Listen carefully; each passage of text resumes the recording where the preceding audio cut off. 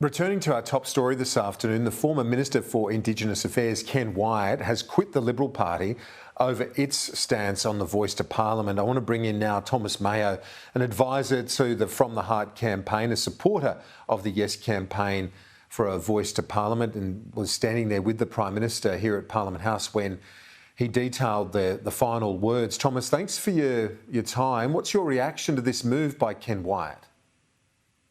I think Ken Wyatt is very courageous. He's a man that stands by his principles, and I can't imagine, him doing anything else, given what the Liberal leadership in federal Parliament have said yesterday about what he, among many other Indigenous people, have worked on for a very long time.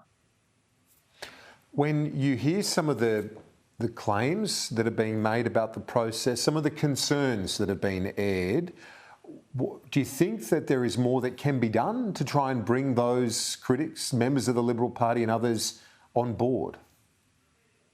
Well, I think there's some that are so entrenched in their views they may never shift.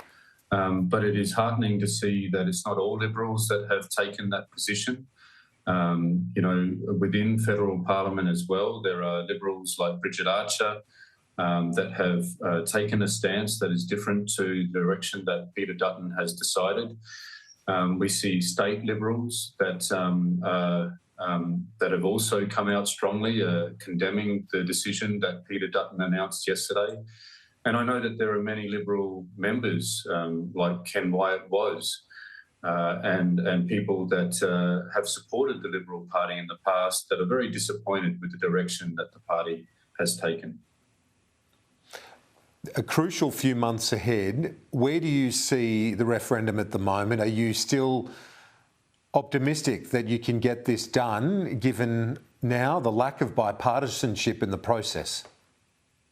I'm still very confident that we can succeed at this. The polling has remained between 50 and 60% support for the last 3 years. That has been while Dutton has, in a more dishonest way, opposed what's being proposed here. He has consistently undermined this. He has asked questions without listening to the answers. Many Indigenous advocates have spoken with him and explained that his concerns are invalid. And so throughout all of that, the Australian people have continued to support this very generous and modest invitation that came from the Uluru Statement from the Heart, a unique consensus. Over 250 Aboriginal and Torres Strait Islander representatives elected from their communities, so far bigger than the numbers that you see on the statement itself. From remote communities, rural, regional, and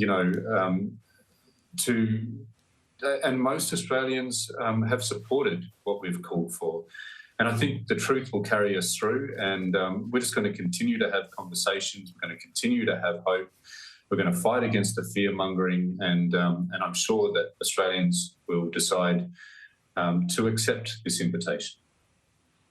Would you like to see the government provide more information, for example, the Solicitor General advice that was given to the government on this, to reassure people that the wording, that the structure of the Voice to Parliament is sound? The great majority of eminent constitutional experts have answered that question. This is a proposition that is true to its intent, which is just to give Aboriginal and Torres Strait Islander people the fairness of a say. There's no right to veto.